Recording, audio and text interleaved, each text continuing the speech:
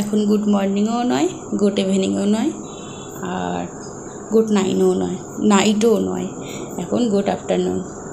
মানে এখন বাজে প্রায় 2টো বেজে গেছে। আমি কাজের থেকে এসে রেডি হয়ে যাচ্ছি। রেডি হয়ে কোথায় যাচ্ছি নিশ্চয়ই তোমাদেরকে বলবো। যাচ্ছি নেমন্তন্ন বাড়ি। আর শাড়ি কেন পরলাম বলো তো? যেহেতু পুজো বাড়ি নেমন্তন্ন আছে, প্রথম কথা। আর দ্বিতীয় কথা, আমি যাচ্ছি বয়স্ক মানুষদের সঙ্গে, মানে যে কাকুদের বাড়ির দোকানে রুটি করি আর কি, ওই কাকুদের সঙ্গেই যাচ্ছি, কাকু আর কাকুর বন্ধু। যে কারণ কি, কাকিমাদের যে কাকিমা আমার সাথে কাজ করে ওই কাকিমাদের বাড়িতেই পুজোটা, তো সেই জন্য কাকুদের সাথে যাচ্ছি। আর চুড়িদার তো আমি সবসময় পরি কোথাও যেতে আসতে, আর নাইটি তো পরাই হয়, তো সেই জায়গার থেকে শাড়ি পরা হয় না, তাই একটু শাড়ি পরে নিলাম। বয়স্ক মানুষদের সাথেও যাচ্ছি আর শাড়িও পরা হয় না, আর যেহেতু পুজো বাড়ি যাচ্ছি তো বেরিয়ে পড়েছি। এবার শুধু দরজায় তালা দিয়ে বেরিয়ে পড়ার অপেক্ষা। চলে এসেছি কাকিমাদের বাড়ি। এই হলো কাকিমাদের তারা মায়ের ছবি, আর এই হলো ভোলে বাবার ছবি। এখানেই পুজো হয়েছিল ঠাকুর। তো বিশাল বড় ঘর বাড়ি, বিশাল ঠাকুর কাকিমাদের বাড়িতে আছে। ছাদের পাশে রান্নার আইটেম হয়েছিল, আর এখানে খাবার পরিবেশন করা হচ্ছে সবাইকে মন্দিরের পাশটাতে। সবাই এখানে বসেই খাচ্ছে ঠাকুরের ভোগ। তো সেই মতন ঠাকুর আমাদের কাকিমাদের অনেক বড় বাড়ি দেখলাম, বেশ ভালোই লাগলো। আর এই যে খাওয়া দাওয়ার এখানে আইটেম হয়েছিল। তো চলো একটু ঘর বাড়িগুলো ঘুরে দেখি, তোমাদের সাথে শেয়ার করছি, দেখতে থেকো। মা তারার ছবিটা দেখেছো কত সুন্দর, মা কালীর দারুণ ছবিটা। তো কাকিমা একটু ঘর ঘুরে ঘুরে সবটা দেখাচ্ছে, বলছে ঘরগুলো দেখবি, তাই ঘুরে ঘুরে দেখাচ্ছে। আর আমিও দেখছি আর তোমাদের সাথে শেয়ার করছি। ডাইনিং,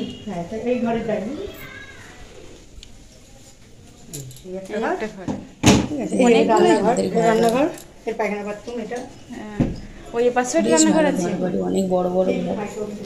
এটা কেষ্টপুরের মধ্যেই আর কি, বেশি দূর নয়। এদিকে আমি আগে গেছি, কিন্তু সেরকমভাবে পরিচিত করাইনি।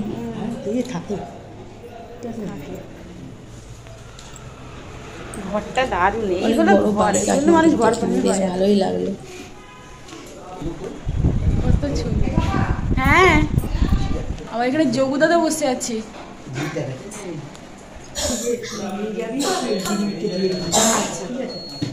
কোন দিদিকে বলো তো? আচ্ছা আচ্ছা, ঠিক আছে, চলো একটু দেখলাম। বেরিয়ে যাবে কেন?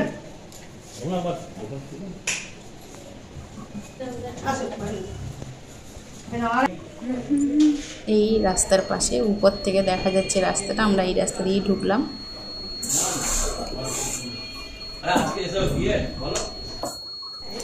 ওপাশে একটা ছাদ, এপাশে একটা ছাদ, দুপাশে ছাদ, মাঝখানে ঠাকুর থাকে আর কি। সিঁড়ির থেকে উঠে মাঝখানে ঠাকুর থাকে, আর দুপাশে ছাদ আছে বড় বড়। আর কাকিমা বেশ ভালো লিচি টিচিও রেখেছে। কাকিমাদের ছাদগুলো বেশ ভালো।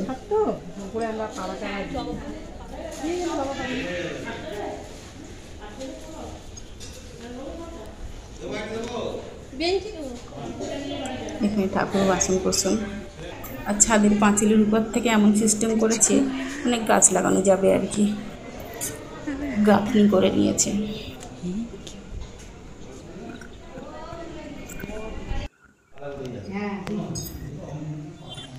চলে এসেছি খেতে। খাওয়া দাওয়ার সময় লুচি, সুজি আর কী কী দিয়েছে অবশ্যই দেখতে পাবে তারা।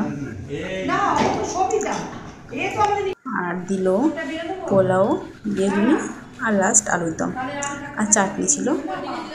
তো এটাই ছিল খাওয়া দাওয়াতে। যথেষ্ট খুব ভালোই খেয়েছি, আর খুব হালকা পাতলার মধ্যে, খুব সাধারণভাবে। বেশি হাবিজাবি হলে ভালো লাগে না। ঘরে খাবারে হায় ভগবান রে,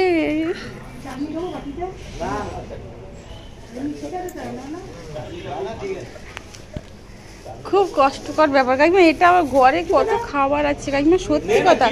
কালকে তুমি লুচি দিয়েছি, আমি জানো আমার রান্না করা হয়ে গেছে, সেই লুচি আজকে সকাল পর্যন্ত খেয়েছি অতগুলো।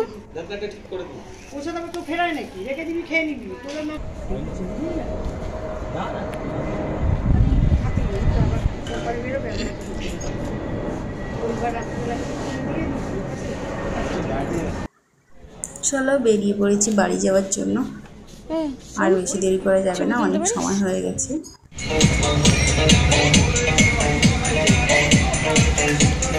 রাস্তা কাকিমা দেয় এই প্যাকেটটা এবার আমার মিষ্টি নিয়ে এসেছিলাম, তো এই প্যাকেটটা আমার চেয়ে নিয়ে চলে যাচ্ছে। বলছি দাও ওই প্যাকেটটা, এত খাবার দিয়েছে নিয়ে যাবো কী করে, বলে নিয়ে চলে এসেছি। আমরা যাওয়ার সময় তিনজনও রিক্সা ভাড়া করে গেছিলাম। যাওয়ার সময় নিয়েছিল 80 টাকা আর আসার সময় নিল 60 টাকা। রিক্সা ভাড়া করে গেছিলাম, রিক্সা ভাড়া আমাকে দিতে দেয়নি, ওনারাই মিষ্টিও ওনারা কিনেছে, রিক্সা ভাড়া ওনারাই দিয়েছে। আমি রিক্সা ভাড়া দিতে গেছিলাম, খুব রাগ করেছে, এটা একদম ঠিক করলি না, একদম ঠিক করলি না, বাবা দরকার নেই আমাকে দিয়ে। অথচ মিষ্টির প্যাকেটটা আমাকে ধরিয়ে দিয়েছিল, এই নে তুই নে তুই দিবি, মিষ্টির প্যাকেটটা আমাকেই ধরিয়ে দিয়েছিল।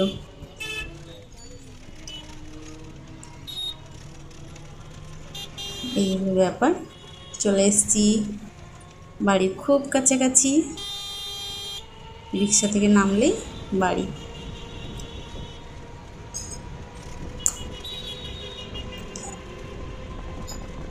বাড়ি যাওয়ার অপেক্ষা।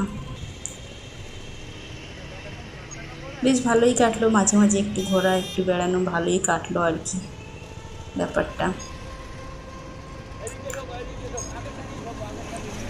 সব কিছু মিলিয়ে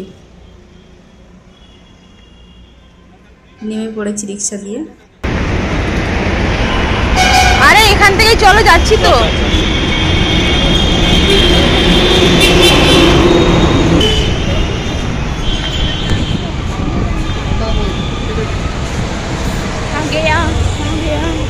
কাকু সেন্টারে চলে যাওয়ার সময় 4:30 বেজে গেছে, 5:30টায় দোকান খোলা হবে। চলে এসেছি গোপালদের বাড়িতে। কেন এসেছি বলতো, ছবি তুলতে, কারণ আমাকে তো ছবি তুলতে গেলে লোকই নেই, তাই দিদির কাছে এসেছিলাম ছবি তোলার জন্য। আর এখানে যে গোপালের ঠাম্মি, গোপালকে একটা খুব ভালো বন্দুক নিয়ে এসছে, খুব ভালো বন্দুক দিয়েছে, গোপাল সেটা নিয়ে খেলা করছে। বাড়ি এখন কটা? 5:15। মাগো মা খেয়ে নিল। 5:15 হয়ে গেল দোকানে যাওয়ার সময়। আসলাম, চেঞ্জ করব, আবার রওনা। চোখগুলো আমার ঢুকে যাচ্ছে, মনে হচ্ছে কি একটু 8 ঘন্টা শুতে পারতাম খুব ভালো হতো, সেটি আর হবে না। এখন চেঞ্জ করো, ফ্রেশ হও, রেডি হও, বেরিয়ে পড়ো। চলো, আজকের ওই কাকিমা আসবে না, গেছিলাম ওই কাকিমাদের বাড়িতেই নেমন্তন্ন, সেই জন্যে আজকেরও আসবে না, কালকেরও আসবে না। গতকাল করেছি আমি একাই, আজকেরও আসবে না, কালকেরও আসবে না। এখন সম্পাকে এখন গিয়ে পাঁপড় ভাজতে হবে, কিছু করার নেই। টাটা।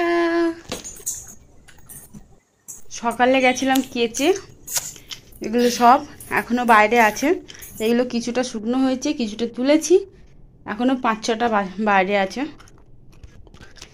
এগুলোকে ভাঁজ না করে গেলে আস্তে আস্তে রাত 12টা, আর রাত 12টার সময় নিশ্চয়ই ভাঁজ করা সম্ভব না, এই এত জিনিসপত্র।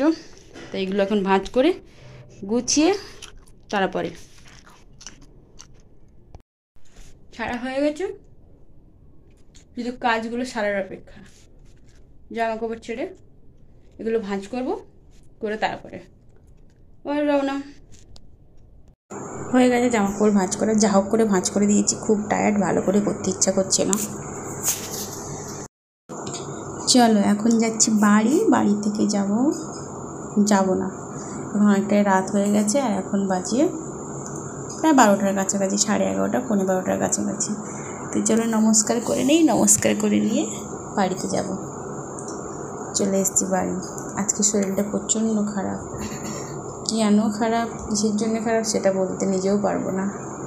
প্রচণ্ড নাভির কাছে খুব ব্যথা হয়েছিল শরীর, তাও তো 4 ঘন্টা 5 ঘন্টা এভাবেই টেনে দিলাম। অনেকগুলো রুটির অর্ডার ছিল, কাকু বারবার করেই বলেছিল কাকু আর কাকুর বন্ধুদের ছেড়ে দে, অর্ডারগুলো ক্যান্সেল করে দিচ্ছি, কিন্তু আমি ক্যান্সেল করতে চাইনি। কারণ কি, একবার কাউকে ক্যান্সেল করে দিলে তখন তাদের মনটা খারাপ হয়ে যায় যে ওখানে অর্ডার দিয়েছিলাম, অর্ডারটা দিল না, তো সুতরাং পরে তারা দুবার ভাববে। তো সেই জন্য আমি বললাম না, অর্ডারটা নেওয়া হয়েছে যখন ক্যান্সেল করে দেবো না, শেষ করেই যাব। আর তার মাঝখানে তো টুকটাক অর্ডার থাকে, তো 40টা রুটির অর্ডার ছিলই, ওগুলোকে দিতেই হতো, আর ওগুলো নিতে আসবে 10:30টার সময়। আর তার মাঝখানে তো টুকটাক ছিল, সেগুলো করতেই হতো।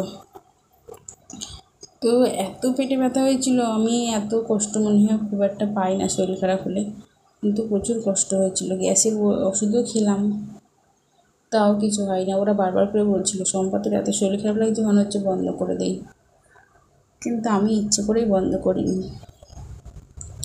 ওইভাবে টেনে দিয়েছি। যাই হোক, চলো ভিডিওটা শেষ করছি। সবাই খুব ভালো থেকো, সুস্থ থেকো, সাবধানে থেকো। দেখা হবে পরের দিন অন্য কোনো ব্লগে, অন্য কোনো ভিডিওতে।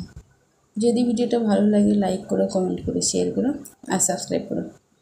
আমার ব্যথাটা প্রচণ্ড হচ্ছে, আমি শুধু গায়ে মেরে নিচ্ছি ব্যথাটা, কারণ বাবারে মারে করে কোনো লাভ নেই, আর কেউ শুনতেও আসবে না, কেউ দেখতেও আসবে না, তাই নিজেরটা নিজেকেই সামলাতে হবে।